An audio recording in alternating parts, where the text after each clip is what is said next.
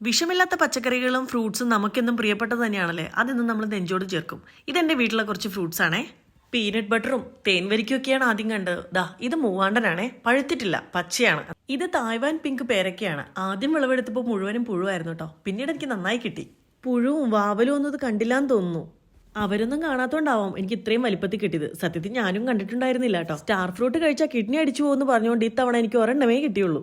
സപ്പോർട്ടയ്ക്ക് എന്താണാവോ പഴുക്കാൻ ഇത്ര വിഷമം. എല്ലാ ദിവസവും പോയി തൊട്ട് നോക്കും, ഒന്നും ആയിട്ടുണ്ടാവില്ല. പിന്നെ സഹിയായിട്ട് ഞാൻ പച്ച തന്നെ പറിച്ചു, ഇരുന്ന് പഴുക്കട്ടെ എന്ന് കരുതി.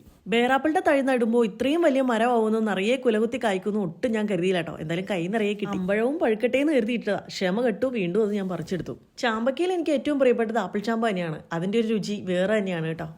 മധുരം ഒട്ടും കുറയ്ക്കാതെ ബേറാപ്പിളും പിന്നാലെ തന്നെയുണ്ട്. പക്ഷെ ചാമ്പയുടെ അത്ര എന്തായാലും വരില്ല കേട്ടോ. പേരയ്ക്ക one of my favourite fruit. ഒരു പ്രത്യേക രുചിയാണ് കേട്ടോ പേരയ്ക്കയ്ക്ക്. എന്തായാലും നിങ്ങളുടെ ഇഷ്ടപ്പെട്ട ഫ്രൂട്ട് ഏതാണെന്ന് കമന്റ് ചെയ്യണേ. എന്തായാലും ഇന്നത്തേക്ക് ഇത്രയുള്ളൂ. ടാറ്റാ.